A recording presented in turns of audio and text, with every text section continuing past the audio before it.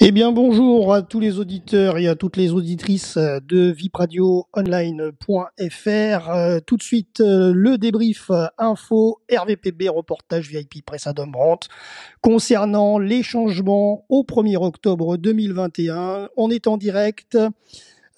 Énergie, on va parler santé, sociale, emploi et voyage. Voilà, dans ces trois minutes à venir.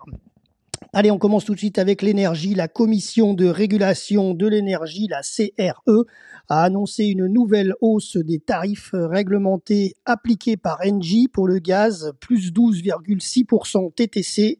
Près de 2,8 millions de consommateurs sont impactés. Pour rappel, il y a eu une hausse de plus 8,7% en septembre, plus 5% en août et plus 10% en juillet dernier. On passe à la santé désormais. Les adolescents d'au moins 12 ans et 2 mois sont concernés par le pass sanitaire pour accéder au restaurant, cinéma ou encore prendre le train. Un numéro vert est mis en place pour la prévention au suicide. Il s'agit du 3114, accessible 7 jours sur 7 et 24 heures sur 24. L'expérimentation de la carte vitale dématérialisée qui était testée depuis 2 ans dans le Rhône et les Alpes-Maritimes s'étend désormais à 10 autres départements.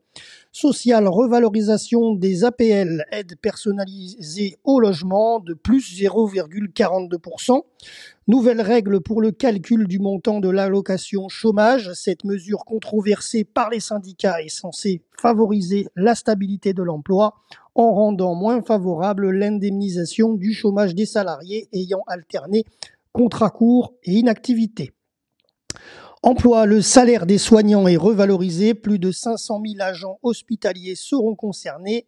Ensuite, hausse de plus 2,2% pour les salariés au SMIC. Le montant horaire passe à 10,48 euros contre 10,25 euros et le total mensuel du SMIC atteindra 1589,47 euros. Cela équivaut à 35 euros bruts par mois en plus.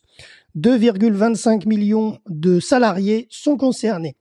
Dernière info dans notre journal, voyage en raison du Brexit, le passeport devient obligatoire pour se rendre au Royaume-Uni. La carte nationale d'identité française n'est plus suffisante, sauf pour les résidents français vivant au Royaume-Uni en possession d'un statut temporaire, un pre-settled. Ils pourront utiliser encore leur CNI jusqu'en 2025. Voilà concernant tous les changements qu'il y a eu en ce vendredi 1er octobre. C'était Jérôme pour RVPB, vipradioonline.fr. À bientôt.